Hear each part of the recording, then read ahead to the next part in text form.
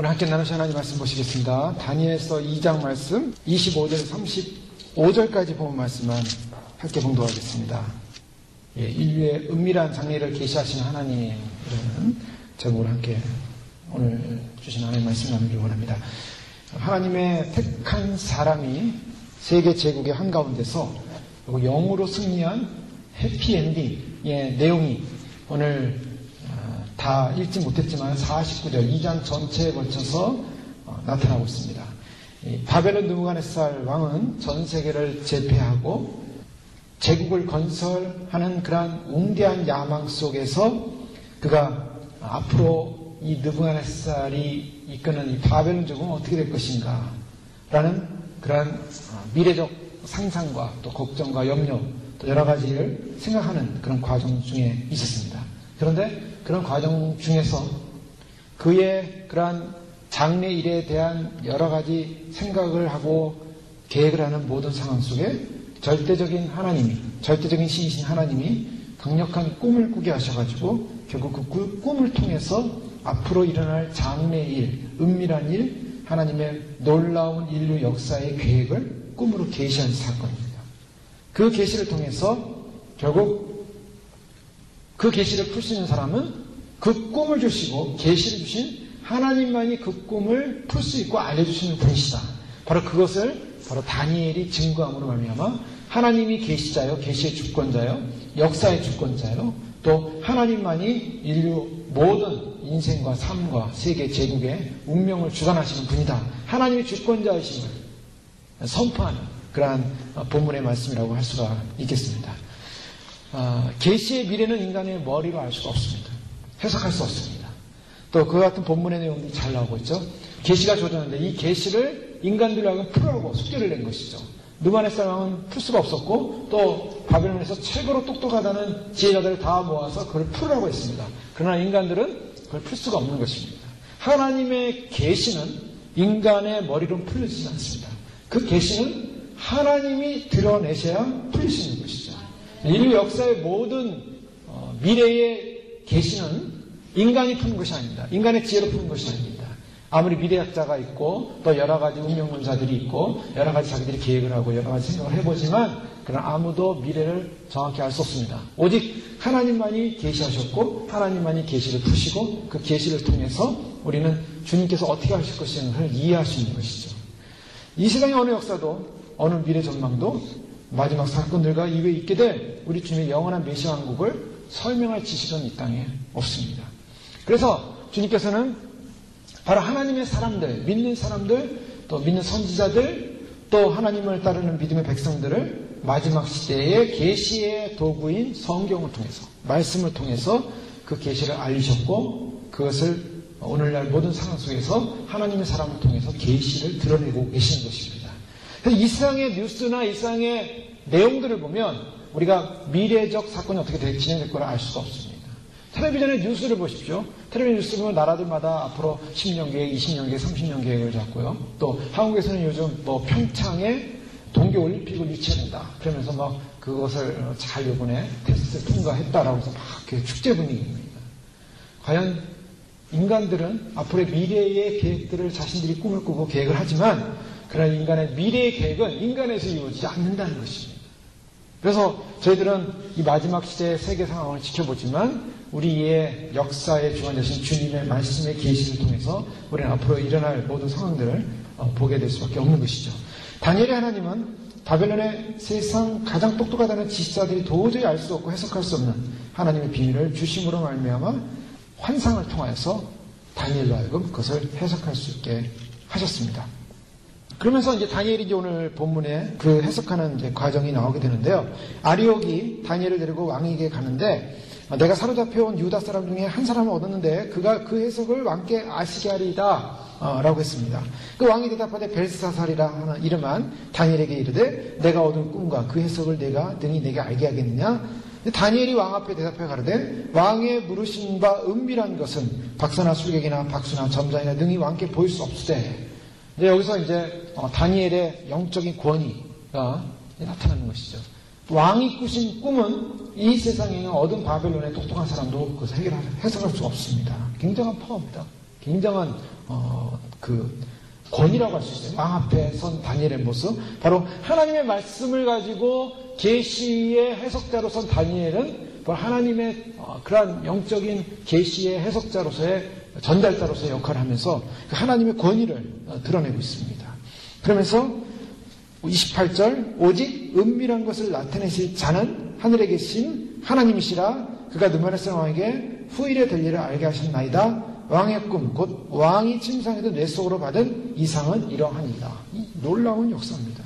하나님께서 이 왕이 꾼 꿈을 알려주셨고, 그것은 하나님이 주셨고, 하나님께서 당신에게 준 꿈은 이렇습니다. 라고 이제 꿈을 알려주고 꿈을 해석하죠. 바로 여기 다니엘의 모습 속에 무엇을 또 발견할 수 있냐면, 바로 이 모든 계시의 주관자가 하나님이라는 하나님의 주권에 대한 순종, 하나님이 이 꿈을 통해서 역사를 주관하시는 분이시고, 그 역사를 주관하시는 분이 하나님을 드러내시고 나타내길 원하신다라는 것을 또한 간접적으로 설명합니다. 하나님은 인간들 가운데 높임을 받으셔야 될 분입니다. 인간들 가운데 존귀를 받으셔야 할 분입니다. 인간들 가운데 하나님은 하나님으로서의 대우를 받으셔야 되고 경배를 받으셔야 하고 예배를 받으셔야 됩니다. 그런데 인간들이라는 존재가 스스로 왕이 되고 높아져서 스스로가 자기가 장래일을 꿈을 꾸고 생각하지만 하나님이라는 존재를 잃어버렸던 거예요.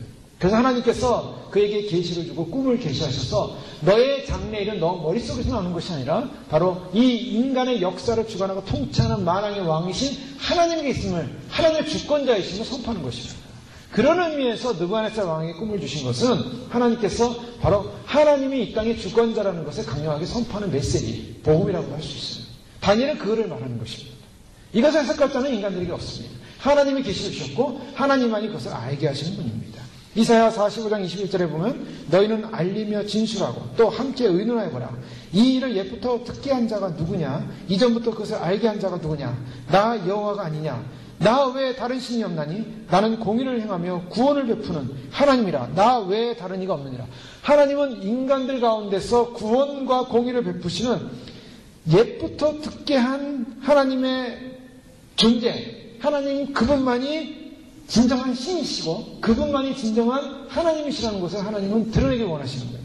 그래서 이사야 40장 10절에는 이렇게 말씀합니다. 내가 시초부터 종말을 알리며 아직 이르지 아니한 일을 옛적부터 보이고 이르기를 나의 뜻이 설 것이니 내가 나의 모든 기뻐하는 것을 이루리라 하였노라. 내가 시초부터 처음부터 종말을 알리셨다. 자, 시작이 있고 마지막이 있고 바로 하나님은 처음이요 마지막이요 알파와 오메가요. 지금은 알파의 시대가 아니라 오메가의 시대라고 합니다. 오메가의 시대. 자, 우리는 알파를 많이 알고 있죠. 우리 하나님은 알파 시다. 그러나 알파와 오메가입니다. 완전하신 하나님은 알파로부터 오메가, 처음과 마지막이요. 그래서 처음부터 종말을 알리시는 거예요. 왜요? 인간은 처음 시작할 때는 그 종말이 어떻게 될지 모르지만 주님은 종말을 알고 계세요. 더 나가서 이루지 아니한 일을 옛적부터 보이고 이르기를 나의 뜻이 설 것이며. 왜 종말을 알리십니까? 종말이 이루어져야 주님의 뜻이 완전히 서기 때문입니다. 그래서 내가 나의 모든 기뻐하는 것을 이루리라. 하나님이 종말을 알리는 것은 하나님의 뜻을 세우기 위한 것임을 분명히 선포하고 있고요. 그 종말에는 어떤 사건이 일어납니까? 바로 이사야 45장 좀 전에 읽었던 말씀처럼 구원이 이루어집니다. 구원이라는 하나님의 뜻이 이루어집니다. 하나님이 이 땅을 향해서 베푸시고자 하는 하나님의 뜻, 하나님의 선한 뜻은 무엇입니까? 그것은 바로 죄 가운데 빠진 인간을 구원하는 거예요. 그것이 하나님의 뜻입니다. 하나님이 마지막을 허락하신 이유가 뭔가? 종말을 허락하신 이유가 뭔가? 종말을 허락하신 이유는 구원을 허락하기 위해서입니다. 우리가 개인적으로도 마찬가지죠. 개인적으로 예수님을 믿고 이 땅을 살다가 죽어야만이 구원을 받습니다. 구원을 완성하는 거예요. 그래서 이 땅에서 열심히 예수님 믿고 예수님을 섬기고 예수님 닮기 원하고 천국 들어간 천국 백성으로 예비되는 거예요. 천국 들어갈 백성으로 막 예비되어 있다가 준비가 많이 된 사람은 천국 들어가서 더 깊은 천국의 영적인 권위를 누리고 그 준비가 덜 된 사람은 그 깊은 곳에 들어가지 못하고 그 바깥 세상, 천국의 바깥 변두리에서의 그 하나님의 은총을 누리게 됩니다.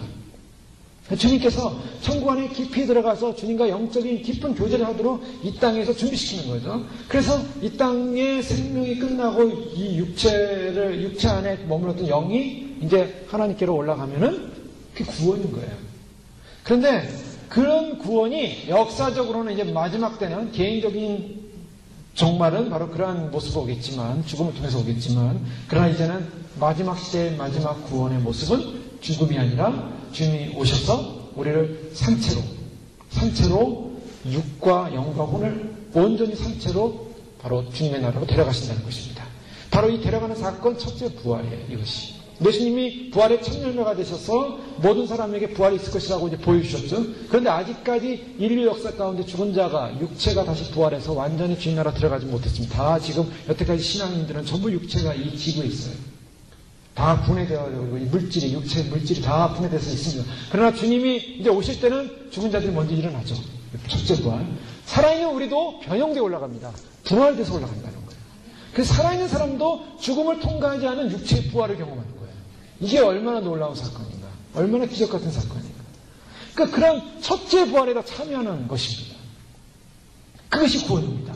주님의 완전한 구원은 결국 우리가 이 땅에서 주님 나라 들어가기 위해서 개인적으로는 주님 오시기에는 죽음을 경험해야겠지만, 그러나 마지막 시대, 오메가 시대에 살고 있는 우리들은 바로 육체마저도 부활을 경험해서, 살아있는 육체가 부활을 경험해서 죽지 않고 호흡이 끊어지지 않고 변형되는 거예요. 그건 사실 하나님 편에서는 하나님의 능력이 가능한 것입니다. 죽은 육체도 주님께서 다시 살리신다면 살아있는 육체를 변형시키는 것은 주님의 능력 안에서 얼마나 그것이 불가능한 일이 아니시지 않습니까? 완전히 변형돼서. 그래서 예수님도 부활하신 몸으로 육체의 몸으로 나타나셔서 먹기도 하셨어요. 이 물질계에서 먹습니다. 음식도 먹고 제자들과 함께 대화도 하시다가 또 살아있어요. 이 물질계와 영계를 오가는 그런 신비스러운 몸으로 변환됐다는 겁니다. 지금 우리가 음식을 먹듯이. 그렇지 않습니까? 그래서 생명수 강가에 있는 생명나무의 열매를 먹고.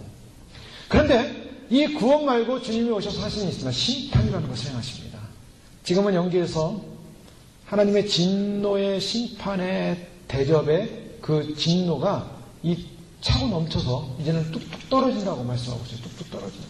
그 진노, 하나님의 심판이 뚝뚝 떨어지는 사건들. 뚝뚝 떨어져서 어떻게 됩니까? 지금 뚝뚝 떨어지는 것이 지금 세계에 도처에 일어나는 순간순간 큰 사건들이에요. 기후변화, 지진, 뚝뚝 떨어지는데 그것이 사람들에게 이상하다. 세상이 이상하다. 지구가 이상하다. 이러면서 지금 놀라는 상황입니다. 놀라는 상황. 근데 그것은 진노가 쏟아지는 게 아니에요. 진노의 대접이 있는데 그 진노의 대접에서 그냥 넘쳐가지고 뚝뚝 떨어지는 것 뿐이에요. 주님께서 이제는 그 진노를 쏟으셔야 되는데 아무것도 아닌 진노죠. 진짜 진노의 일곱 대접이 다 쏟아질 때는요, 지구가 감당할 수 없는, 인류가 감당할 수 없는 창세 이후로 이와 같은 심판은 없는 대심판이 쏟아진다는 겁니다. 그러니까 우리는 지금 그 쏟아지는 심판들의 한 뚝뚝 떨어지는 그러한 일종의 이 심판의 예고편, 어떤 심판이 올 것이라는 것을 지금 단지 상상을 할 뿐이에요.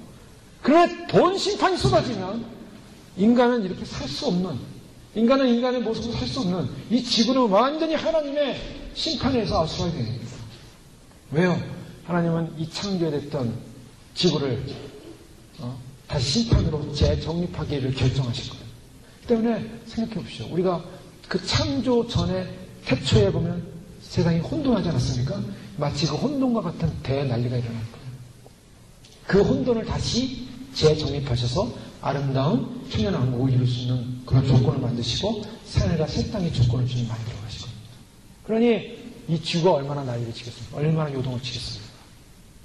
상상이 안 되는 대심판이 이루어지는데 바로 그 심판이 이루어지는 것을 하나님의 의를 세우는 것이다라고 말씀하고 있습니다. 즉 주님의 종말은 두 가지입니다. 그것은 구원과 심판.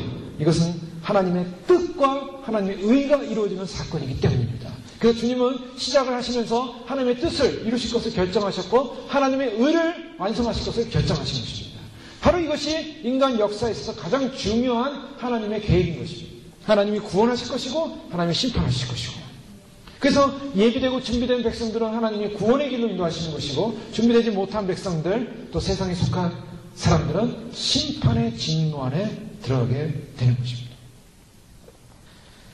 바벨론 신은 말둑이라는 신이 있었습니다. 그 말둑을 이 느부갓네살은 가장 높은 신으로 생각했어요. 그런데 그 신을 섬기는 사람들이 자기의 꿈의 계시를 해석을 못하는 거예요. 그게 얼마나 답답하겠어요. 오늘 말씀 보니까 저 유대 사평 종이 그걸 해석한다는 거예요. 여호와라는 신을 섬기는 바로 유대인이라는 그런 젊은 애가 그것을 해석한다는 게 얼마나 우습겠습니까? 정말 너가 해석할 수 있겠느냐? 해석할 수 있습니다. 라고 설명하면서 그 은밀한 일을 바로 지혜자나 술객이나 박수나 점장이나 해석할 수 없다라고 선포하면서 오직 하나님밖에, 하나님 외에는 이방의 제국의 가장 중심 핵심부에서 하나님의 이름을 높이는 다니엘의 모습. 주님은 인류 역사 가운데 어떤 상황, 어떤 존재든, 어떤 헤게모니의 정치 상황이든 그곳에서 하나님은 영광을 받으시고 높임을 받으시고 하나님이 주권자라는 것을 드러내실 것입니다. 그래서 이 땅을 통치하고 이 땅을 다스리는 모든 사람들 앞에서 하나님이 얼마나 위대한 주권자인가 하나님 드러내기 위해서, 그 의를 드러내기 위해서 하나님 심판하시는 것입니다. 우리가 이 땅 속에서 세계의 흐름 속에 관심을 갖는 것도 이 세계의 역사의 흐름을 통해서 마지막 계시의 우리의 완성을 우리가 볼 수 있기 때문입니다. 장래일, 끝의 일. 자, 여기서 장래일에 관한 것이라고 다니엘은 말하고 있는데요. 후일에 될 일을 알게 하셨나이다 라고 말합니다. 29절에 보면 왕이요 왕이 침상에 나아가서 장래일을 생각하실 때 침상에서 장래일을 생각하고 있었어요. 근데 이 장래일이라는 이 표현은 바로 종말을 말하고 있습니다. 장래일. 신학적으로 보면 종말, 끝의 일입니다. 앞으로 있게 될 미래적 일인데 이 끝의 일, 종말을 말하는데 종말을 두 단계로 사람들이 보죠. 보통 신학적 입장에서는 종말, 말세라 그러죠. 신학에서는 말세라고 할 때 말세는 의미가 옵니다. 초림부터 재림까지를 말세라고 해요. 그래서 말세의 의미를 크게 봅니다. 그러니까 예수님이 이 땅에 오심부터 이미 마지막이 시작했어요. 왜요? 심판이 이미 시작했다라고 예수님이 선포했기 때문입니다. 그리고 교회 시대가 전체가 말세예요. 이게 이제 종말을 크게 보는, 큰 관점에서 보는 말세지만 그냥 자세하게 보면 초림과 재림을 말합니다. 1차적으로 보면 예수님의 초림을 말세라고 볼 수 있어요. 그런데 예수님의 초림이 말세지만 완성이 됐는가? 완성이 되지 않았습니다. 왜냐하면 예수님께서 메시아가 오면, 유대인들에게는 메시아가 오면은 왕이 되셔서 그들은 세상 정권을 다 무너뜨리고 왕으로 등극하시고 메시아 왕국이 이루어질 것이다라고 생각하고 있어요. 지금도 유대인은 그걸 생각하고 있어요. 그래서 메시아를 기다린 것입니다. 그러나 예수님이 메시아로 오셨는데 유대인들이 예수님을 왕으로 모시지 않고 호산나 다윗의 자손이여 왕으로 오시는 이여 하면서 예루살렘 입성할 때 그들은 기뻐했지만 며칠 지나지 않아서 예수님을 십자가에 못 박으셔서 하고서 결국은 십자가에 못 박았어요. 유대인이 자기의 왕인 예수 그리스도를 십자가에 못 박는 사건으로 초림이 끝나버립니다. 그러니까 예수님께서는 실제로 로마 제국이나 세상 제국을 제거하고 왕으로서 세우신 것이 아니라 오히려 유대인의 자기 백성의 손에 의해서 돌아가셨어요. 그게 초림 사건이에요. 그래서 예수님께서 왕으로 등극하셔야 돼요. 메시아로서 왕으로서 유대인에게 기회로 왔는데 유대인들이 거절하고 서기관들이, 제사장들이, 대제사장이, 유대 지도 율법 지도자들이 예수님을 거절하고 예수님이 십자가에 못 박음으로 말미암아 예수님이 유대인의 왕으로서 세워진 받지 못하시고 그리고 죽임당하시고 부활하시고 하늘로 올라가셨어요.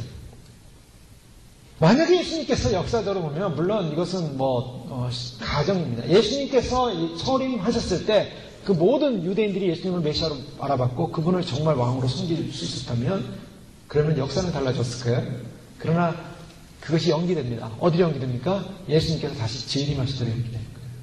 그래서 그동안 2000년의 역사가 흘러서 마지막 종말이 어딘가, 장래일이 어딘가, 이 장래일은 바로 예수님께서 다시 재림하시는 그때가 이제 마지막 주님의 장래일의 완성을 이루시는 것이고 유대인들이 드디어 깨달을 것입니다. 그때서야.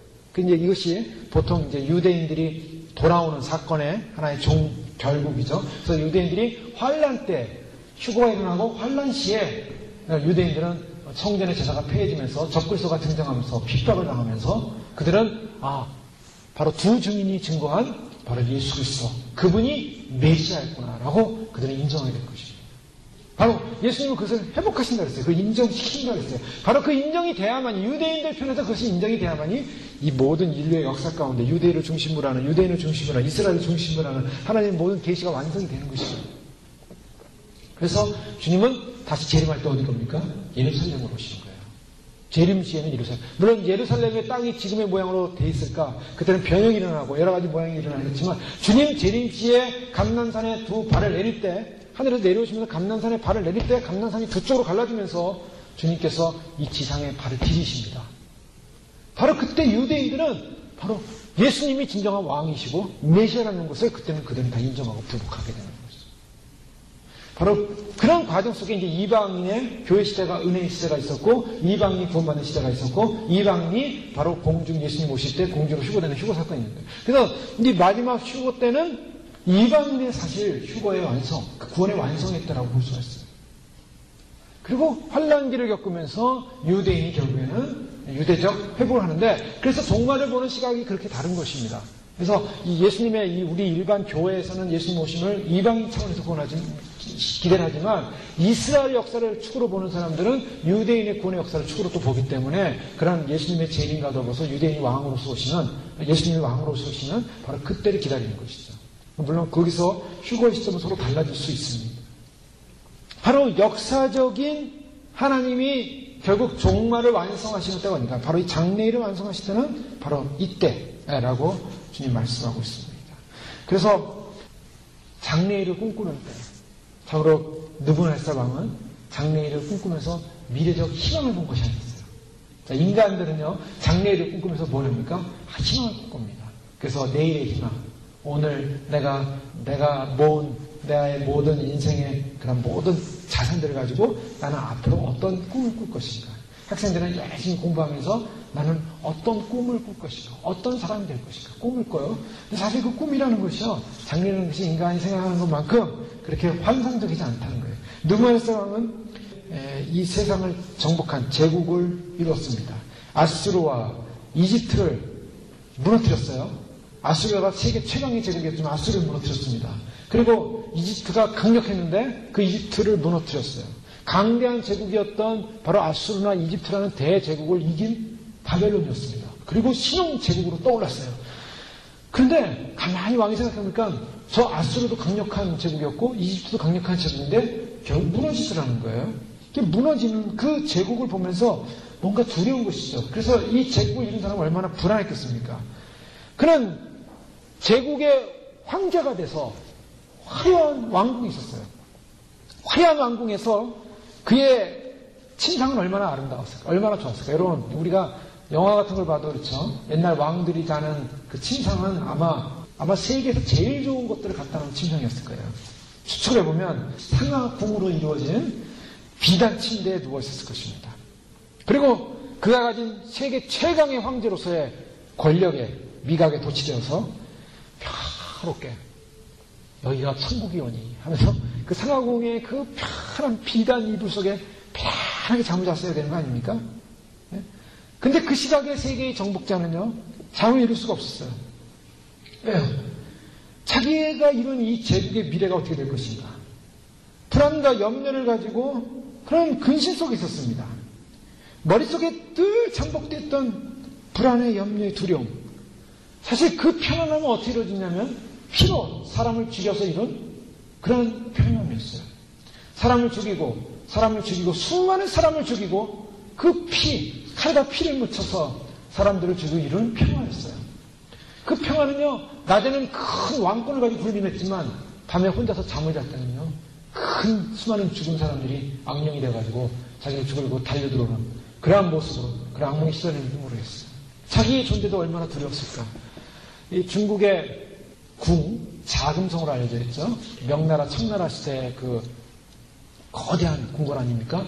우리나라가 그 자금성에 비하면 아무것도 아니죠. 우리나라 왕궁이라는 것이. 자금성의 일부, 그 신하가 사는 성밖에 안 될 거예요. 이 자금성에 놀라운 것은 나무가 없다는 거예요. 자금성 안에 나무가 없다. 참 놀랍지 않습니까? 왜 나무가 없는가? 바로 나무 뒤에 숨어 있다가 자기를 죽일까봐 황제들이 나무를 싹 베버렸다는 거예요. 그 황제들의 두려움은 뭐냐면 자기의 자기가 언제든지 죽을 수 있다는 두려움. 그것이 암시되어 있는 거예요. 그러니까 황제가 좋은 자리겠습니까? 늘 불안한 자리예요. 언제 누가 쿠데타를 일으킬지 모르고, 언제 누가 역모를 일으킬지 모르고, 사극 보면 그러잖아요. 역모다! 그러면 왕이 벌벌 떨지 않습니까? 그냥 역모에 관련된 사람은 그 집안이 완전히 다 멸족시키잖아요. 그러니까 왕은요, 그 권세 하나를 누리기 위해서 자기의 그 권세를 놓칠까봐 아무리 좋은 상하궁의 비단 이불에 잠을 자려고 해도 잠이 안 오는 것입니다. 잠들 속에 공포와 불안과 두려움이 있었을 거예요. 바로 그 공포와 불안과 두려움이 있는 그의 앞에 나의 장래는 어떻게 될 것인가? 그런데 이상한 꿈을 꾸는 거예요. 이상한 꿈. 도저히 무시무시한 꿈. 도저히 해석이 잘 안 되는 꿈. 그 꿈을 꾼 느부갓네살은 그 꿈이 뭔지를 모르겠고 그 꿈이 잊어버려서 그 번뇌 때문에 아주 불안하고 두려워서 그 꿈을 해석할 자를 찾은 겁니다. 그런데 하나님께서 다니엘을 통해서 그 꿈의 비밀을 깨닫게 하시고 알리시는 사건. 이게 얼마나 위대한 사건입니까? 다니엘은 바로 왜 그런 꿈을 꿨는가를 알려줍니다. 왕이요, 왕이 침상에 나아가서 장래일을 생각하실 때 은밀한 것을 나타내신 이가 장래일을 왕에게 알게 하셨어요. 사오면 이 앞으로 이 제국이 어떻게 될 것인가. 자, 그 장래일을 생각하는데 장래일을 하나님께서 알리기 시작했습니다. 사실 느부갓네살은 바벨론은 도구였습니다. 하나님의 도구로서 사용되었습니다. 그래서 당시에 많은 세상의 나라들을 심판하는 심판의 채찍의 도구였고 특별히 유다의 죄를 하나님이 심판하시는 심판의 몽둥이였습니다. 그래서 역사 가운데 예레미야는 바로 바벨론에게 항복해라. 바벨론에게 항복해라. 하나님이 도구로 지금 사용하고 있는 왕이니까 항복해라. 어느 정도였냐면 이 왕은 굉장한 왕입니다. 하나님께서 이 모든 나라를 마치 아담에게 위탁했던 것처럼 모든 짐승과 나라들을 통치하시는 권한을 느부갓네살에 줬다고 다니엘이 얘기해요. 그러니까 당시의 바벨론의 느부갓네살은 하나님의 주권적인 세계 운영 속에 도구로 사용되는 것은 틀림이 없습니다. 그래서 하나님께서 그에게 그러한 권한을 줬는데 바벨론이 그런 권한을 받고 겸손하게 하나님의 일을 대행했음에도 불구하고 대행하지 못하고 폭력과 교만으로 그 일을 행합니다. 그래서 예루살렘 성을 들어가서 예루살렘 성전을 회파하는 과정 속에 성전 안에 있는 기물들, 건드려서는 안 되는 기물들을 그들이 가지고 와서 빼앗아 와서 갖다 놓은 거죠. 그런 걸 통해서 하나님은 이 바벨론을 진노할 수밖에 없는 것입니다. 자, 누구든지요 하나님의 쓰임을 받을 때는 축복인데요. 그 쓰임 받는 것이 겸손하게 쓰임 받아야지. 그것이 쓰임 받음에도 불구하고 자기의 이권과 교만과 폭력과 교만과 또 그 쓰임 받는 것 자체로서 인간 스스로가 높아지게 되면 다 무너지는 거예요. 이 세상이 그렇습니다. 이 세상은 하나님께서 인간들로 하여금 살 수 있는 곳으로 인간들로 하여금 하나님을 섬기는 그런 도구로서 이 땅을 허락해 주셨어요. 그래서 이 땅에서 열심히 공부도 하고 열심히 비즈니스도 하고 열심히 삽니다. 열심히 농사도 짓고 열심히 살아요. 그런데 그 사는 것이 하나님이 맡기셔서 이 땅 가운데 살면서 하나님을 예배하고 경배하도록 산 것인데 인간들은 이 땅을 살면서 인간의 지식과 인간의 지혜가 마치 자기로부터 온 것인 양 스스로 착각해서 인간 스스로가 탑을 쌓고 인간 스스로가 건물을 짓고 인간 스스로가 지식을 쌓고 인간 스스로가 교만해져서 결국 하나님을 대적하는 반지식의 세상이 되버림으로 말미암아 결국 이 바벨론은 하나님의 도구로서 사용되었음에도 불구하고 하나님이 심판받는 대상이 된다는 것입니다. 그래서 인간의 인류는 하나님이 이 땅 가운데 주신 이 공기와 자연과 모든 것 하나님을 예배하고 경배해야 되는데 하나님을 예배하고 경배하지 않고 결국 자기를 위해 인생을 삶으로 말미암아 결국 하나님으로부터 마지막 심판을 받게 되는 그런 모습을 그런 원리를 우리가 볼 수 있게 됩니다. 오늘 그 신상이 나오는데요. 그 신상에 관해서 왕이 한 큰 신상을 보셨나이다. 자, 그 신상은 왕의 앞에 섰는데 크고 광채가 특심하며 그 모양이 심히 두려우니 그 우상의 머리는 정금이요 가슴과 팔은 은이요 배와 넓적다리는 옷이요 그 종아리는 철이요 그 발은 얼마는 철이요 얼마는 진흙이었나이다. 예. 그런데 또 왕이 보신즉 사람의 손으로 하지 아니하고 뜨인 돌이 신상의 철과 진흙의 발을 쳐서 부서뜨리며 때에 철과 진흙과 녹과 은과 금이 다 부서져 여름 타락마당에 겨같이 되어 바람에 불려간 곳이 없었고 우상을 친 돌은 태산을 이루어 온 세계에 가득하였으는 아이다. 이것이 바로 꿈이었습니다. 왕이 꿈을 꿨는데 이 꿈은 보통 꿈이 아니라 거대한 신상을 봤어요. 너무나 거대한 신상인데 너무 무서웠다 그랬어요. 그리고 그 신상이라는 이 표현은 한마디로 우상과 같은 신과 같은 상인데 인간의 모습을 하고 있어요. 머리가 있었어요. 근데 머리는 금이었다. 그리고 가슴과 팔은 은이었다. 배에 넓적다리는 노시였다. 그리고 다리는 철이었다. 그리고 발은 철과 진흙으로 합쳐져 있다. 근데 누군가 만든 그런 인간의 모습인데 각자 그 재료가 달라요. 얼굴은 금이었고 그리고 은이었고 철과 진흙이 합쳐진 뭔가 이상한 뭔가 개념을 갖고 뭔가를 누가 의도적으로 만든 것 같은데 사람의 모양인데 그런 것이었다. 자, 여기서 이제 몇 가지 볼 수 있어요. 이 신상을 보면서 우리가 해석할 수 있는 것은 일단 이 신상의 재료가 점점점 좋아지니까 나빠지니까 밑으로 갈수록 나빠진다는 걸 볼 수가 있습니다. 특별히 이 비중을 보면요. 왜 금이 왜 좋은 보석입니까? 금이 보석이죠. 금값이 경제 지표가 되기도 하는데요. 그 금이 비중이 높아요. 비중이라는 것은 똑같은 크기, 똑같은 부피가 물과 비교했을 때 얘 그 차이가 비중이에요. 그러니까 손만한 금이라면 이 손만한 금에 똑같은 부피에 물을 넣고 똑같이 무게를 재보는 거죠. 그러면 차이가 날 거 아닙니까? 그게 이제 비중의 차이인데 금은 그 비중이 19.3이라고 합니다. 근데 그 은을 내려면 은은 비중이 10.47이에요. 물보다 그만큼 무거운 거죠. 놋은 8.0입니다. 철은 5.0입니다. 진흙은 1.93이에요. 그런 거 보면요. 점점점 비중이 낮아지고 있어요. 더 나가서 가치면도 마찬가지입니다. 금보다 은이 가치가 떨어지고요. 은보다 놋이 가치가 떨어지고 놋보다 철이 가치가 떨어집니다. 철보다 흙의 가치가 더 떨어지죠. 가치성을 본다면 무엇을 말하는가? 지금 왕이 본 신상은 하나의 거대한 세계 장래 일에 대한 제국의 일들이었어요. 그래서 다니엘이 그것을 설명하기를 바로 금은 당신이라. 느부갓네살과 바벨론을 말하고 있었어요. 바벨론은 금과 같은, 그러니까 인류 역사 가운데, 세계 역사 가운데 가장 강력한 왕권을 누리면서 호화로운 삶을 사는 사람이 누구냐, 이 세상에서 느부갓네살 왕입니다.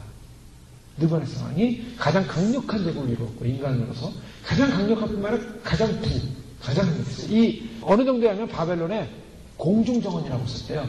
이 공중정원 어느 정도냐면 소위 말해서 60에서 70피트, 20m 정도 됩니다. 즉 아파트로 높이로 보면 9층 높이의 기둥이 한 250개가 있는데 이런 250개가 돼서 그 길이만, 한쪽 면의 길이만 25마일이 되는 어마어마한 공중의 정원이에요.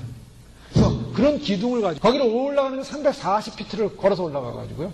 거기 올라가면 수많은 신상들을 만들어 놓고 그 정원을 만들어 놓고 9층 높이 아파트 높이의 공중을 걸어다니면서 누리는 그런 공중 정원을 만들어 놨대요. 우리가 상상할 수 없는 부를 누리고 있었던 거예요. 그러니까 느부갓네살 왕 당신은 금입니다. 하나님께서 당신에게 그걸 맡기셨습니다. 그 최강의 파워를 누렸어요. 최강의 부를 누리고. 근데 그 다음 나타날 나라는 어떤 나라입니까? 메데아 파서로 알려진 나라인데 은의 나라예요. 그 다음 나라로 나타날 나라는 놋의 나라 헬라 나라로 알렉산더의 헬라 나라로 알려지고요. 그 다음 나타날 철은 누군가? 바로 로마로 알려져 있습니다. 로마. 그러니까 로마는 철의 제국이다. 그래서 철을 가지고 때리고 부수고 막 그런 일을 했어요. 그런데 이 로마가 문제가 뭐냐면 로마가 다리까지가 로마인데 발을 보니까 10개의 발가락을 갖고 있는 이 발가락의 발은 철과 진흙이 섞여 있더라는 거예요. 자, 그래서 이것은 이제 해석하는 게 마지막 장례일이 뭐냐. 마지막, 제국의 마지막이 뭔가. 어떤 사람은 로마까지를 해석을 해가지고 예수님 오실 때까지만 이것이 이루어진 종말이다. 즉 예수님이 초림하심으로 로마 시대에 오심으로 이것은 종말의 사건이 끝난 것이다. 이렇게 해석하는 사람들이 있어요. 이렇게 해석하면 이게 이제 무초연서로 가고 후초연서로 가는 거예요. 그래서 마지막 예수님의 재림의 종말이 없어져 버립니다.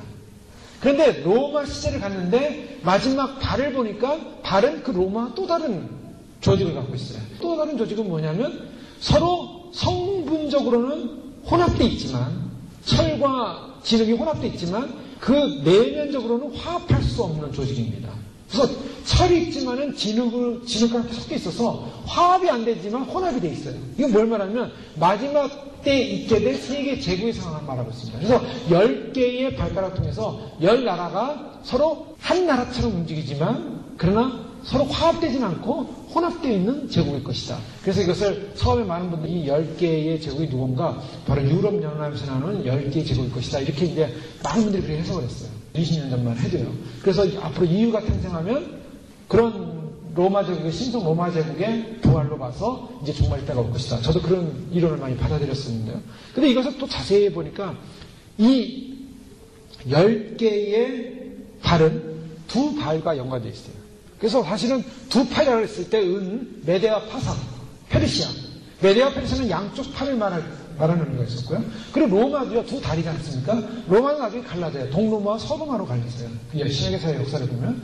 동로마 서로마로 갈라지면서 중요한 건 동로마 서로마에 발들이 있는데 그 발에 발가락 5개씩 있지 않습니까? 5개 군을 이루어서 아마도 마지막 때 나타날 신성 로마 제국의 부활은 바로 이런 5개 나라와 5개 나라가 군을 이루어서 서로 한 잘 연합된 연합체를 일 것이다. 이제 그렇게 보고 있는 것이죠. 그러면 그것이 무엇일까? 그 5개 나라의 강력한 5개 나라는 무엇일까? 이제 여러 가지 이제 이론이 있고 학설이 있고 그걸 갖다 이제 맞추려고 하고 있습니다. 그러나 그것을 맞추기에는 정확하게 이것이다라고 말하기 좀 어려운 것이죠. 왜냐하면 진행되는 과정 속에 있기 때문에 지금 종말이. 그래서 주님께서 그를 막 형성하는 과정 속이기 때문에 우리가 여러 가지를 주목해 볼 수 있지만은 지금 이거다라고 말할 수 없지만 한 가지는 분명한 것이 바로 그 로마의 정신, 로마의 문화, 로마의 사상이 그대로 지금까지 이어져서 지금 있는 모든 세계의 역사나 사상이나 이 모든 문화적 가치는 로마의 사상을 그대로 담고 있다는 거예요. 서양 사상. 그래서 헬라나 라틴, 의학 용어 같은 거 보면요. 의학 용어가 일반 용어가 다르지 않습니까? 다 라틴 원어에서 나오고 헬라 원어에서 나옵니다. 그러면 뭐냐면 그때부터 있었던 의학적인 개념이나 지식들이 지금까지 영향을 주고 있다는 거예요. 그때 나왔던 단어들이 지금도 영향을 주고 있다는 것입니다. 인간사에서는 이 인류의 문화사 속에서는 바로 로마 시대가 마지막으로 세계의 팍스 로마나라는 평화 시대를 이루고 예수님이 초림했을 때 당시의 상황을 이뤘지만 그러나 세계 역사가 그 이후로 복음이 증거되고 기독교가 증거되는 과정 속에 역사가 2000년이 흘러오는 과정 속에서는 이 세계사 속에는 사상 속에 로마가 이뤘던 철학, 로마가 이뤘던 문화, 로마가 이뤘던 인본주의, 로마가 이뤘던 모든 사상들이 지금 그대로 뿌리가 박혀서 인류의 문명을 지금 유지하고 있다는 것을 볼 수가 있습니다. 지금 이 세상은 어떤 세상이냐? 바로 그 옛날 2000년 전에 로마의 영향을 받은 그러한 사상을 가지고 지금 세상의 제도, 민주주의, 사회주의 이런 어떤 모양을 가지면서 세계가 지금 운행되고 있다는 것이죠. 그런 과정 속에 세계 마지막 때 안에는 바로 이 로마와 같은 그러한 강력한 바로 로마의 모습과 같은 정신적 문화와 서로 섞이지 않는 세상의 여러 가지 문화들, 미개의 나라, 문명의 나라 이런 것들이 섞이면서 이런 어떤 하나의 제국들을 형성하고 있는 모습으로 해석을 해볼 수가 있습니다.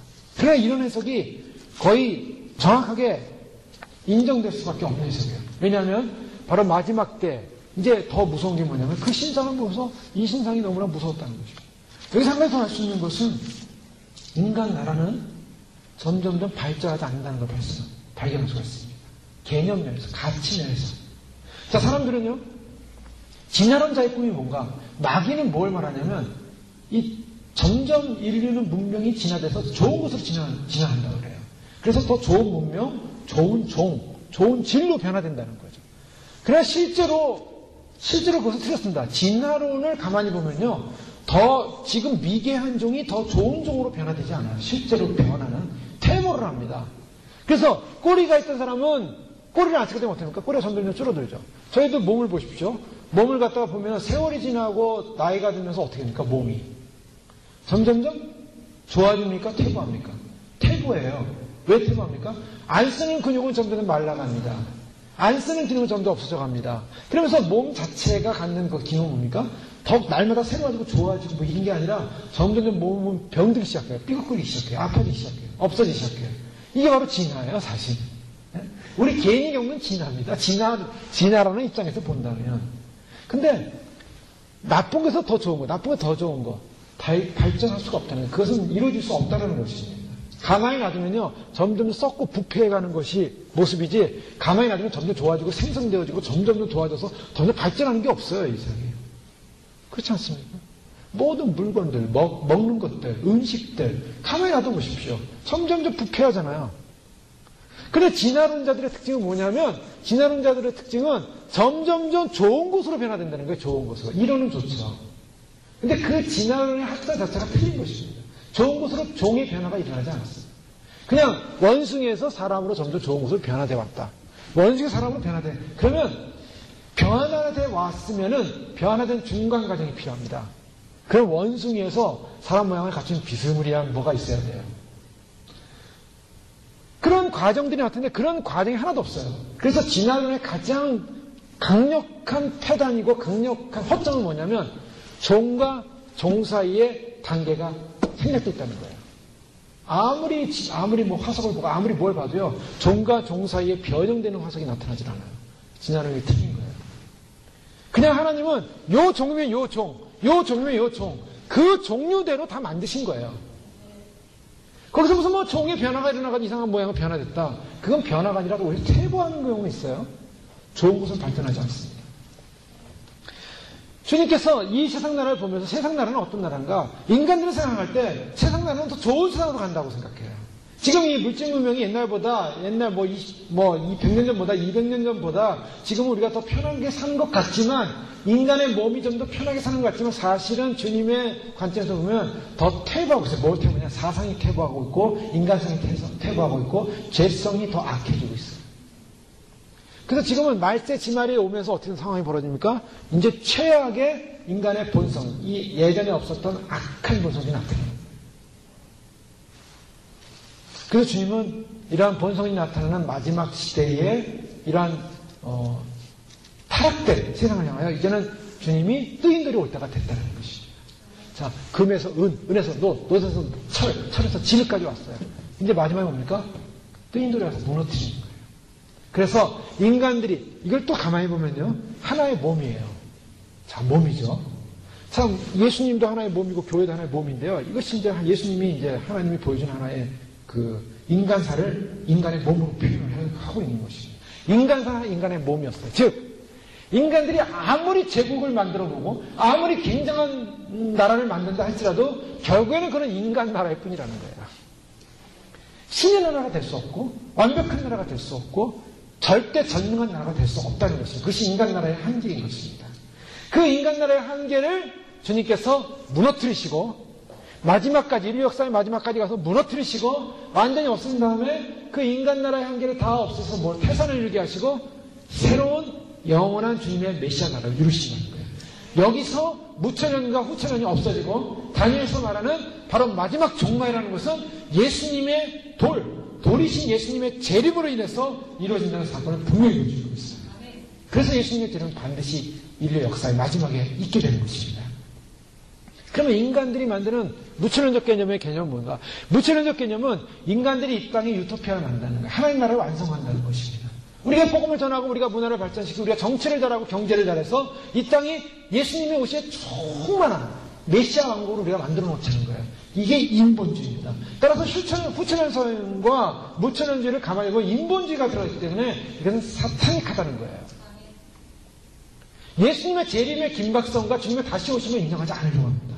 다니엘은 이 신상의 사건을 통해서 뭘 지금 증거하고 있냐면 인간들에서 만들어진 나라는 완벽하지 못하고 인간들에 의해서 만들어지는 제국들은 점점점 약한 비종의 가치면에서 떨어지는, 그래서 마지막에는 결국 진흙과 금이 섞여가지고 혼합된 나라를 이루겠다가 바로 그것이 인간들을 지배하고 다스리려다가 결국 이것은 이루어지지 못하고 돌이 와서 그러니까 돌이 굴러오든지 뜨인돌이라고 봐서는 이제 돌이 날라오는 거죠. 인간이 만들지 않는, 손으로 되지 않는 그런 돌입니다. 터프한 돌이에요. 즉 인간에 의해서 조작되지 않은 돌을 말해요. 그것은 자연 그대로, 즉 신성을 가진 그대로의 돌을 말하고 있어요. 그 돌이 날라와서 어딜 칩니까? 머리를 칩니까? 가슴을 칩니까? 아니에요. 발을 쳐요. 발. 10개의 발을 침으로 말미암아 다 부서지게 되는데요. 그건 뭘 말하냐면 인간들이 그것같은 모든 인류 역사가 다 무너뜨린다는 것이죠. 즉 인간사의 역사는 하나님의 역사에서 다 끝난다는 거예요. 베드로전서 2장 45절에 보면 사람에게 버림바가 되었으니 하나님께는 택하심을 입은 보배로운 산돌이신 예수께 나와 너희도 산돌같이 신령한 집으로 세워지고 예수 그리스도로 말미암아 하나님의 기쁘게 받으실 신령한 제사들이 거룩한 제사장이 되지니라. 하나님께서 택하심을 입은 보배로운 산돌이신 예수께 나와. 예수님을 돌로 표현하셨어요. 돌. 귀중한 산돌이시다. 베드로전서 2장 6절 말씀에는 성경에 기록되었으니 보라 내가 택한 보배로운 모퉁이 돌을 시온에 두노니 그를 믿는 자는 부끄러움 당치 아니하리라. 자, 이 돌로 표현되는데 이 돌로 표현되는 돌이 모퉁이 돌 또 산돌이십니다. 그런데 출애굽기 20장에 보면 바로 하나님 앞에 제단을 쌓을 때 어떤 제단을 쌓으라고 말씀하냐면 모세에게 이르시되 너는 이스라엘 자손에게 이같이 이르라 내가 하늘로부터 너희에게 말하는 것을 너희 스스로 보았으니 너희는 나를 비겨서 은으로나 금으로나 너희를 위하여 신상을 만들지 말고 내게 토단을 쌓고 그 위에 내 양과 소로 내 번제와 한목제로 드리라. 내가 내 이름을 기념하게 하는 모든 곳에서 내게 임하여 복을 주리라. 내가 내게 돌로 제단을 쌓거든 다듬은 돌로 쌓지 말라. 내가 정으로 그것을 쪼면 부정하게 하느니라. 자, 여기서 인간에 의해서 다듬어진 돌이 아니라는 걸 말하고 있어요. 하나님께 드려지는 돌은 그냥 다듬은 돌이 아닌 일반 돌로 재단을 쌓아가는 것입니다. 금으로나 은으로나 신상을 만들지 말라. 자, 인간 나라는 금으로 은으로 신상을 만드는 거예요. 그러나 하나님 나라는 다듬지 않은 돌로 이루어지는 것입니다. 바로 여기서 이제 출애굽에서 그걸 보여주고 있죠.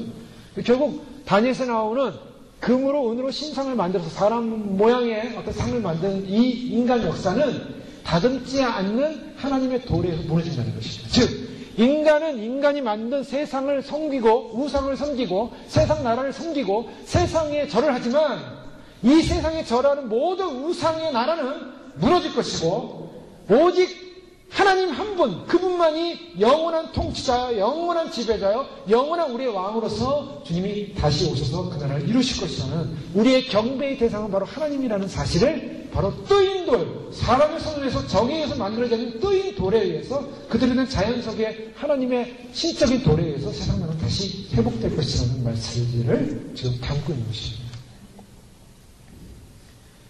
근데 이 돌은 어떤 형성을 나타내냐면 이 돌은 어떤 사람에게는 부딪히는 돌이에요. 그래서 베드로전서 2장 8절에 보면 또한 부딪히는 돌과 걸려 넘어지게 하는 바위가 된다. 어떤 사람이 이 돌이 부딪히는 돌이에요. 근데 어떤 사람은 어떻습니까? 왜 부딪히는 돌과 넘어지게 하는 바위가 됐는가? 그들이 말씀을 순종하지 아니함으로 넘어지나니 이는 그들을 이렇게 정하신 것이에요. 자, 이 산돌이신 예수님, 그 뜨인들이 오는데 세상 나라가 하나님의 말씀을 순종하지 못하고 결국 하나님 나라에 대적해서 바로 존재했던 그 나라들은 순종하지 않으므로 하나님의 말씀을 순종하지 않으므로 진정한 순종과 거룩과 정결과 겸손과 진리를 드러내는 하나님 나라에 의해서 무너진다는 것입니다. 정복되어지고 폭력과 압제와 그리고 자기 야망과 자기의 성공과 그래서 모든 인간들이 만들어놓은 바벨론적 세상의 문화와 역사는 하나님의 영원한 겸손과 순종과 진리와 생명과 구원의 능력을 가지신 바로 하나님의 힘에 의해서 무너진다는 것이죠. 그런 메시지가 다니엘 2장 34절에 오늘 보여주는 것이 손으로 다듬지 아니하는 돌이다 라고 말하고 있습니다. 또 왕이 보시기에 사람의 손으로 하지 아니하고 뜨인 돌이 이렇게 오셔서 이 뜨인 돌로 말미암아 하늘로 오신 이 뜨인 돌이 바로 발을 침으로 다 쪼개지고 부서지고 어떻게 됩니까? 결국 이 세상 나라는 하나님 나라가 된다. 이것은 예언되어 있죠. 이사야 11장 9절에 내가 거룩한 산 모든 곳에서 해변도 없고 성함도 없을 것이니 이는 물이 바다를 덮은 같이 여호와의 아는 지식이 세상에 충만할 것인데 계시록 11장 15절에 일곱째 천사가 나팔을 불며 하늘에 큰 음성이 나서 이르되 세상 나라가 우리 주와 그리스도의 나라가 되어 그가 세세토록 왕으로 다시리로다. 예, 세상 나라가 우리 주와 그리스도의 나라가 된다. 즉 다니엘이 봤던 바로 신상 세상 나라는 무너지고 우리 주와 그리스도의 나라가 됩니다. 바로 이것이 신판입니다. 주님이 다시 오시는 겁니다. 이 영광스러운 주님의 다시 오심. 결국 주님께서 바로 이 장래를 생각하면서 앞으로 느부갓네살이 꿈꾸는 장래는 어떻게 될 것인가? 결론은 뭡니까? 바벨론적은 무너진다는 거예요. 결국 인간이 꿈꾸는 이 세상은 무너진다는 것입니다. 산산이 부서지고 조각난다는 것입니다. 주님은 바로 그런 이 땅의 역사는 어떻게 될 것인가? 이 땅의 역사는 결국 무너지고 부서지고 결국 그래서 하나님 나라가 온전히 세워지는 나라. 세상의 나라는요. 결국 자기 신상을 만들어가지고 자기를 영화하는 거예요. 근데 마지막 때 나타나는 적그리스도의 모습은 뭡니까? 적그리스도는 바로 이 세상 나라를 전체를 대표하는 신상이에요. 세상 나라 전체를 대표하는 신상. 자기가 왕이다. 자기에게 경배하라. 결국 느부갓네살이 본 거는요. 세상 나라가 이루는 제국이 이루고자 하는 꿈은 뭐냐? 결국 자기 우상화라는 거예요. 인간은 자기 우상화라는 거예요. 세상 제국은 자기 우상화입니다. 북한을 보십시오. 김일성이 한 게 뭡니까? 결국에는 자기 우상화예요. 사탄이 하는 짓은 자기 우상화예요. 인간을 통해서 자기를 우상하게 하고 동상을 만들고 자기를 섬기게 하고 인간의 역사는 자기를 영화롭게 하고 자기를 우상해. 이게 마귀였어요. 마귀는요. 자기가 영화롭게 되고 싶었고 자기가 우상이 되고 싶었어요. 자기가 신이 되고 싶었습니다. 그래서 그것을 이루고자 인류 역사 전체를 통해서 결국 인간들로 하여금 정복하고 다스리고 무너뜨리고 그래서 결국은 뭘 만듭니까? 자기 우상을 만들게 하는 거예요. 그것이 인류 역사였어요. 가만히 보니까 인간의 역사는 그 머리는 금이었고 은이었고 못이었고 철이었지만 결국 우상단지를 만들어놨다는 거예요. 그러니 하나님께서는 그 우상단지를 인정할 수 없다는 것입니다. 그래서 이 인간 나라들, 우상을 만드는 인간 나라들에게 바로 하늘로부터 내려오는 산도르신 예수님의 인간 나라, 신격화시켰던, 자기를 우상화시켰던 국가주의가 우상이었고, 그래서 인간들로 하여금 스스로 우상이 되었던 바로 그 세계사 속에 주님이 찾아오셨어. 역사의 중심에 찾아오셨어. 그 역사의 말세 지말에 그 발, 10개의 발가락 구성된 그 아주 엉성하고 이상한 모양의 구성체로 되어진 바로 그 발이 마지막 시대에 주님이 오셔가지고 그 모든 인류 역사를 재정리하신다는 것입니다. 그러니까 인간의 역사는 다 무너지고 하나님의 새로운 역사가 이루어지는 것입니다. 그 인간의 역사는 무엇인가? 성도를 무너뜨리고 성도를 하나님을 대적하고 결국 거친 돌이 된 사람. 왜 그 거친 돌이 됐고 무너지는 돌이 됐는가? 하나님 말씀을 듣지 않는 세상이기 때문이에요. 인간의 힘으로 다스리고 인간의 힘으로 무너뜨리고 인간의 힘으로 결국에는 구조적 폭력과 정치적 억압과 그래서 결국에는 인간을 지배하려고 했던 인간의 모든 통치의 욕망들, 소유와 축적과 지배와 독점과 각축과 승리의 중심의 세계관에 서서 결국에는 정복을 통해서 이 땅에 있는 모든 것은 자기의 정복을 위한 야망의 먹잇감밖에 안 되는 그런 인간의 욕망들. 이 미국이라는 나라를 보십시오. 이 미국이라는 나라가 가만히 보면요, 무슨 세계 최고의 민주주의, 자유주의 하고 있지만 사실은 세계를 다 먹잇감으로 자기 손 안에 장악하고 있으면서 주물러 오지 않았습니까? 이 인간의 역사, 사실은요, 민주주의라는 거대한 틀 안에서 결국에는 자기 힘으로 자기를 높이기를 원했던 거예요. 근데 이 거대한 우상이 무너지지 않습니까? 예. 지난주에 뉴저지인가요? 어디죠? 뉴욕주인가요? 뉴욕주가 파산한다고 했고, 또 메디슨이 있는 위스콘신주가요? 거기서 공무원들을 갖다가 임금을 갖다가 5만 명인가 임금을 더 감원한다니까 사람들이 나와서 다 대부하고 있어요. 지금 왜 페마라는 이 연방 그 재난관리청인가? 여기서 뭐냐면 두 가지. 우리는 이제 적글씨가 등장하면서 이제 많은 사람들을 다 이제 죽이려고 하는 그런 계획을 알고 있지만 겉으로는 그거예요. 겉으로는 먹을 게 없어지고 이제 달러가 무너지고 막 이제 막 나라가 부도 상황이 돼버리면 저런 사람들 나와가지고 막 난리칠 거 아닙니까? 그런 사람을 잡아가지고 다 그 집어넣으려고 해요. 또 중간에 지금 어떤 거냐면 이 지금 해성이 하나 오고 있어요. 지금 해성이 지금 오고 있는데 이 해성은 지금 미국 나사에서는 숨기고 있는데 다른 데서는 지금 이것을 알리고 있다. 이 해성은 또 니비루하고 다른 모습으로 오르는 해성 같기도 하고요. 아니면 니비루로 보여지기도 해요. 이게 2012년쯤 지나가는데 바로 여기서 미국 대륙 안에 중간 무슨 층이 있대요. 무슨 마드리아 층인가? 그 층이 무너지면서 어마어마한 난민이 생긴다는 거예요. 그러면은 그 사람들이 갈 데가 없는 거예요. 뭐 학교에다 수용하기도 힘들고 그래서 그런 재난관리청에서 만든 그런 재난구호소에다 집어넣고 거기서 관리를 한다는 거죠. 자, 미국은요 뭔가를 알고 있어요. 그죠? 세상의 재난과 또 이 땅에 일어날 그런 경제의 정치적인 상황 속에 이루어질 여러 가지 재난을 대비하고 있어요. 자, 왜 그런 어마어마한 돈을 들여서 재난을 예비하겠습니까? 열방은 아무리 자기들의 힘으로 세계를 정복하고 다니려고 결국 무너진다는 거예요. 이 나라는 무너지고 있어요. 지금. 무너지고 있고 세계도 무너지고 있고 다 무너지고 있어요. 지금 주가는 다 조작돼가지고 워렌 버핏인가요? 장기 투자자의 유명한 워렌 버핏은요. 이제는 부동산에 투자 안 합니다. 단기 투자라고 했어요. 주식에. 그래서 지난 신문이 나오더라고요. 워렌 버핏은 원래 부동산을 사놓고 오랫동안 기다렸다가 그것이 올라가면 팔고 하는 그런 것에 투자의 전문가인데 이 사람이 이제는 단기 투자, 주식에 단기 투자를 하는데요. 그래서 사고 팔고 하는 이 일을 하는 거예요. 뭘 말하는 거야? 주식이 조작되고 있다는 거겠죠. 나라는 망해가고 있는데 그들은 뭔가를 알고 있어요. 자기들의 이권을 챙기는 방법을 알고 있는 거죠. 대적할 나라가 없이 굉장한 제국이 된 것 같지만 그러나 이 거대한 대단한 신상은 돌 하나에서 완전히 무너집니다. 그 돌은 보통 돌이 아니에요. 무시무시한 돌이에요. 신상보다 더 무서운 돌이에요. 이 땅의 인류의 모든 역사를 다 무너뜨리고 남는 영광스러운 손으로 인간의 손에 만들어지지 않은 하늘로부터는 뜨인 돌이에요. 그런 의미에서 뭔가 해석이 오고 있는 거 아니겠어요? 그런 생각이 들더라고요. 아, 돌이 온대요. 돌이. 주님이 오시는 돌. 주님은 산돌이시죠. 그러면 뭔가 날라오는 거 아니겠습니까? 지구의 역사를요. 지구의 역사를, 지구라는 이 우상덩어리를 향하여, 바벨론이 세우는 이 지구를 향하여 뭔가 거대한 돌이 지금 오고 있는 거 아니겠어요? 이게 영계일과 물질계일이요. 이게 분리해서 볼 수가 없는 거예요. 주님은 그렇게 해서 주님의 모습을 드러내시고 계시하시는 거죠. 계시하시는 거죠. 예수님이 탄생했을 때 동방 박사들은 별이 나타난 걸 봤어요. 저는 그게 보통 일이 아니라고 생각해요. 그냥 예수님 탄생했을 때 뭔가 하늘에 축제를 위해서, 무슨 불꽃놀이 같은 축제를 위해서 별이 반짝반짝 빛났을까? 그렇게 생각할 수 있겠죠.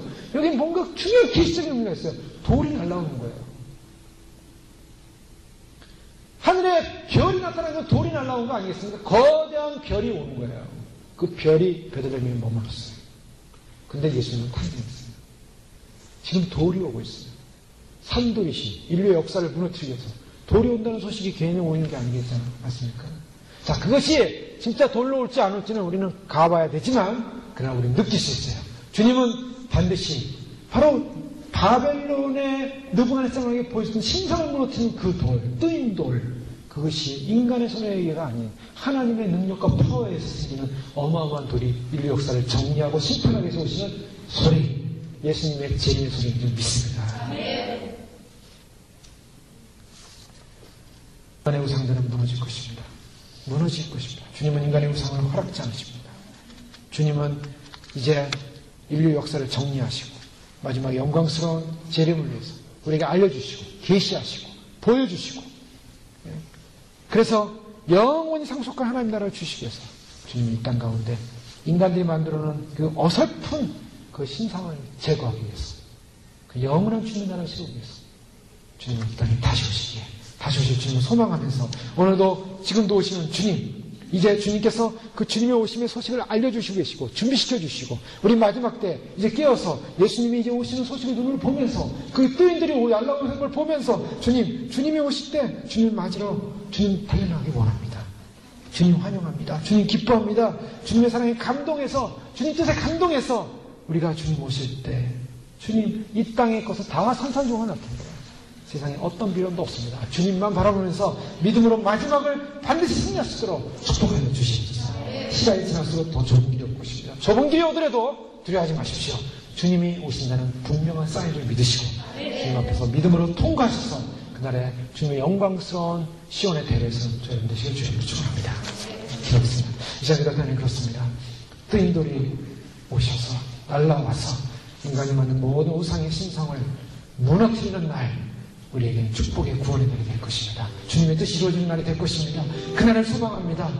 아버지, 심판의 날, 심판은 인류 역사에 없는 대환란에 참으로 그러한 상상할 수 없는 지금의 심판도, 지금의 재앙도 사람은 두려워하지만 대접이, 7대접이 한꺼번에 쏟아질 때 인간들은 남을 자 없고 참으로 영원한 유황불, 영원한 지옥불에 다 들어가서 녹아야 되는데, 주님 우리가 깨어나게 하시고 준비하게 하시고 예비하게 하시고, 주님 참으로 마지막 길을 걸어갈 때 좁은 길 같은 길이지만, 참으로 거친 길이지만, 또한 위협받는 길이지만, 핍박받는 길이지만 믿음으로 승리하게 하시고 믿음으로 달려가게 하시고 강건하게 하시고, 날라오시는 주님, 영광스러운 승리의 주님이 이 땅에 오실 때까지 믿음으로 마지막 싸움에 반드시 승리할 수 있도록 축복하여 주시옵소서. 우리를 강하게 붙잡아 주시고 성령의 능력으로 임재하여 주시옵소서. 함께 기도하시겠습니다. 하나님 아버지 감사합니다. 주님께서 참으로 우리를 부르셔서 이 마지막, 아버지 하나님 참으로 마지막 우리의 때 하나님께서, 주님께서 뜨인들로 오셔서 인류 역사를 정리하시고 인류 역사를 참으로 무너뜨리시며 아버지 하나님 하나님의 거룩한 영광의 때를 이루시는 주님이신 줄 믿습니다. 아버지 하나님 믿음으로 준비하게 하시고 예비하게 하시고, 아버지 그래서 주님 오시는 날, 주님 오실 때 아버지 하나님 참으로 주님이 이루실 영광스러운 구원의 때를 소망하면서 아버지 하나님 오늘도 믿음으로 달려가게 하시고, 오늘도 말씀과 진리 안에 달려가게 하시고, 오늘 생명의 능력 안에 달려가게 하시고, 오늘도 구원의 능력 안에 달려갈 수 있도록 하나님 도와주시고 인도하여 주시옵소서. 인류 역사를 무너질 것입니다. 아버지 인간이 세우는, 인간이 만들어놓은 모든 인류의 아버지 하나님 물질과 문명과 모든 조건들과 모든 상황들은 다 무너질 것입니다. 아무리 인간이 발달한 것 같고 인간이 대단한 일을 해준 것 같지만은 결국 인간은 자기 우상을 만들며 자기를 영화롭게 하며 자기를 높이며 인간을 높이며 인간의 제국을 높이며 아버지 하나님 인간의 우상을 높이며 인간이 하나님을 높이며 경배해야 될 때 아버지 하나님을 경배하지 못하고, 주님을 경배해야 될 때 주님을 경배하지 못하고, 주님을 높여야 될 때 주님을 높이지 못하며 아버지 하나님을 참으로 공격하여 오는 저 놈의 세력들, 저 로마의 아버지 팔에 아버지 하나님 참으로 금과 진흙이 앞서서 아버지 하나님 철과 진흙이 앞서서 참으로 우리를 공격하여 거룩하게 하여 참으로 주님 마지막 때 저들은 힘을 모아 군을 이루지만 엉성한 군이요 결국 세워질 수 없는 군이요 마지막 주님 또인들이 와서 그 발을 침으로 말미암아 아버지 하나님 그로 시작된 아버지 누구할 때부터 시작된 모든 인류 역사의 장래일이 다 무너지고 주님의 영원한 나라 메시아의 나라 영광의 나라 마지막 이루는 나라 생명의 나라 구원의 나라 이룰 줄로 믿습니다. 주여 믿습니다. 주님이 오시는 때 주님이 영광스럽게 다시 오시는 때 아버지 하나님 참으로 주님 우리의 손으로 인간의 손을 만들 자는 하나님의 영광의 때가 오고 있사오니 아버지 하나님 그 때를 놓치지 않게 하시고 그 때를 예비하게 하시고 그 때를 준비하게 하시고 아버지 하나님 우리에게 주시고 계시하시며 알려주신 그 믿음으로 말미암아 참으로 주님 주의 복음을 증거하며 주의 복음을 선포하며 주의 나라를 선포하며 주의 영광을 선포할 수 있는 귀한 믿음으로 예비할 수 있도록 축복하여 주시옵소서. 좁은 길로 들어가지만 그 좁은 길에 두려워하지 않게 하시고 아버지 하나님 그 좁은 길 속에서 주님의 영광을 보게 하시고 주님의 구원을 보게 하시고 그 좁은 길 속에서 시온의 영광 및 대로를 보게 하시고 그 좁은 길 속에서 주님 다시 오시는 영광에 아버지 하나님 생명수의 강에 영광스러운 생명의 기쁨을 볼 수 있도록 하나님 축복하여 주시옵소서. 영원한 구원 영원한 생명 주신 님 찬양합니다. 할렐루야 스바라 이마스라 스바신 하나님 스바라 이마신 하나님의 거룩한 영광 찬양하오니 아버지 찬양하오니 아버지 다시 오셔서 통치하실 주님을 높여드리오니 영광 가운데 임하셔서 다스리시는 영광의 주님으로 승리케 하여 주시옵소서. 할렐루야 아멘. 감사합니다. 주님 이 마지막 때 참으로 잠들지 않게 하시고 깨어나게 하시고 주님의 말씀을 통하여 계시된 말씀을 알게 하여 주시고 계시의 은밀한 주님의 장래를 알게 하여 주셔서 주님이 이제 곧 오셔서 이 땅을 심판하시고 이 땅을 통치하시게 해서 참으로 많은 우리 백성 믿음의 주의 신부들을 구원하시고자 하는 하나님의 놀라운 휴거의 영광스러운 계획과 구원의 언약의 계획을 우리에게 계시하여 주셔서 감사합니다. 그 계시를 받고 믿음으로 참으로 그것을 깨달아 주의 날을 준비하며 이 세상을 향하여 그날이 다가옴을 선포하며 참으로 주님의 오심을 예배하라고 선포할 수 있는 마지막 나팔이 되어지게 하시고 마지막 주님을 증거하는 증인들이 되어지게 하시고 아버지 하나님 우리의 남은 시간 동안 하나님의 영광을 선포할 수 있는 하나님 주님의 오심의 나라를 선포할 수 있는 세상을 이긴 주님 앞에 우리가 세상을 이기고 마지막 세상을 이기고 아버지 하나님 지금은 세상의 눈으로 볼 때는 아무런 일이 일어나는 것 같지 않지만 영계에서 일어나는 모든 상황들은 아버지 하나님 주님의 오심의 소식이 예배하라고 준비하라고 그것은 마지막 기회요 마지막 국민의 기회요 마지막 참으로 주님의 은혜의 기회인 것을 말씀하고 있사오니 아버지 증거하게 하시고 전포하게 하시고 우리 주변에 주님 깨어나는 백성들 주의 오심을 준비하며 예배할 수 있도록 은총을 베풀으시고 저희들의 부족한 입술을 통해 사용하시고 하나님 역사를 이루어 주시옵소서. 주님 돌이 날라오고 있습니다. 심판의 돌 아버지 하나님 영원한 구원의 돌을 우리를 향하여 영원히 우리를 영원한 강 속에 세우실 주님이 오시기에 주님 오시는 그날을 기뻐하며 준비하며 예비하며 찬양케 하여 주시옵소서. 예수님의 이름으로 감사하며 기도 올려옵나이다. 아멘.